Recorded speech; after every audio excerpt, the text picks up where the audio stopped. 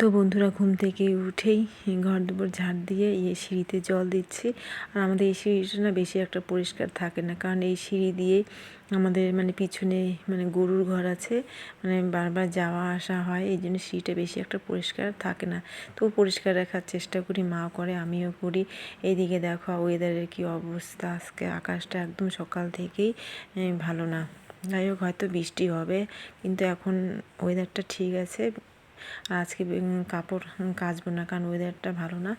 এদিকে রান্নাঘরে চলে এলাম। রান্নাঘরে এখানে চায়ের বাসন, তারপরে হচ্ছে থালা বাটি গ্লাস হাঁড়ি প্রেশার কুকার সমস্ত কিছু মেজে নিলাম। এইদিকে যে গ্যাসের টেবিল গ্যাস এগুলো মুছে নিলাম। মুছে এখন মেয়ের জন্য ভাত বসাবো, কারণ কালকে চিকেন আছে। মেয়ে বলছে যে মা, আমি আজকে সকালবেলা ব্রেকফাস্ট করবো না, আমি চিকেন দিয়ে ভাত খাবো।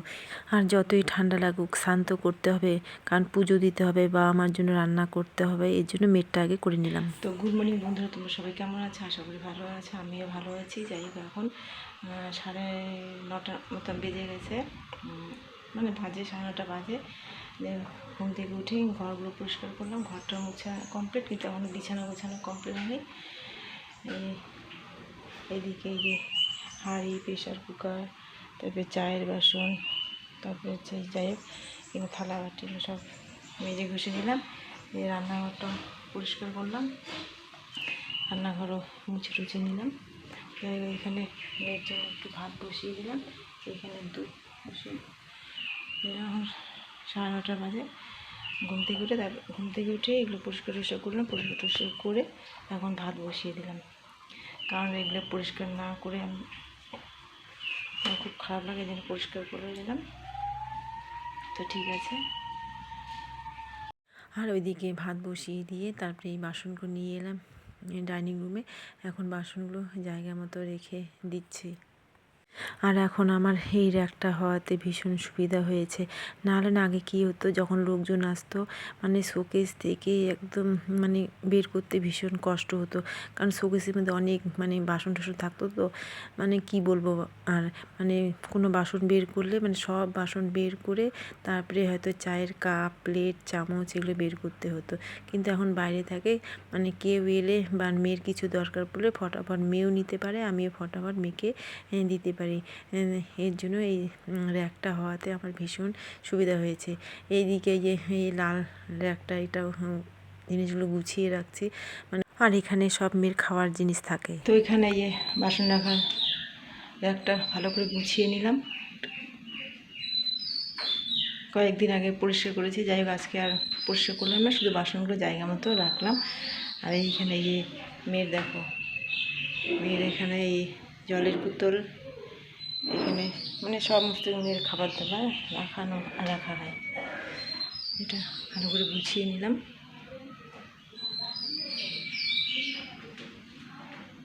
এই টেবিলটা গুছিয়ে নিলাম, পরিষ্কার করে নিলাম। আর সেদিন এই বাজার থেকে মেয়ের এই কাশির ওষুধটা আনা হয়েছে, কিন্তু এক টাইম খেয়েই কমে গেছে। রাত্রেবেলা খাইয়ে দিয়েছে সেদিন রাত্রেবেলা কাশেনি। ওষুধটা খুব ভালো, শুধু একবারই খেয়েছে রাত্রেবেলা, তাতেই কমে গেছে। তো বন্ধুরা, তোমরা দেখলে ওইদিকে আমার রান্নাঘর গোছানো কমপ্লিট। তারপরে রান্নাঘরে ভাত বসিয়ে দিয়ে এলাম, তারপরে ডাইনিং রুমও গোছানো কমপ্লিট। এখন চলে এলাম বেডরুমে। মেয়ে উঠে পড়েছে, এখন বিছানাগুলো ফটাফট গুছিয়ে ফেলি। আর ওইদিকে মেয়েকে বলছি যে বাবা কী খাবে, ভাত খাবে না, এই দুধ চকোস খাবে। তাই মেয়ে এখন বলছে যে মা, আমাকে এখন একটু দুধ চকোস দাও, আর একটু পরে ভাতটা খাবো।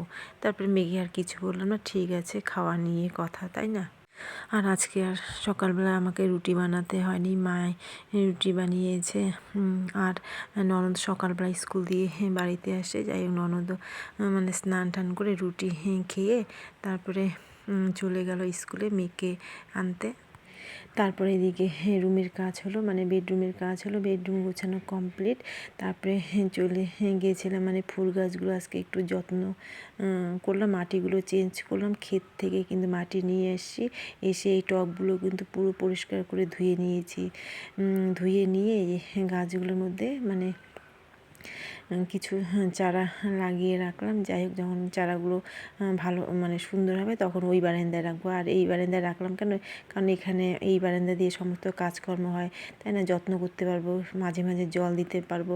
আর মানে ওই বারান্দায় রাখলে না বেশি একটা যাওয়া হয় না, আর জলটা মানে ঠিকমতো দিতে পারবো না। এদিকে তারপরে ফুল গাছের কাজ হলো, তারপরে সোজা স্নান করে চলে এলাম ঠাকুর ঘরে।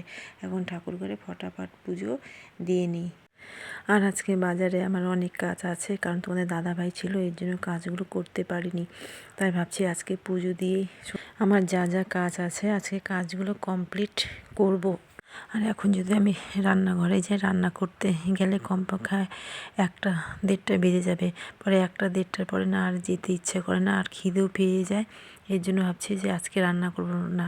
আর সত্যি কথা বলতে আমার না যে কোনো কাজ 10টা 10:30টার দিকে বের হলে ভালো লাগে, মাইন্ডটাও মানে ফ্রেশ মনে হয়। স্নান করে, তাই না, হালকা পাতলা খেয়ে কোথাও যাওয়া ভালো লাগে।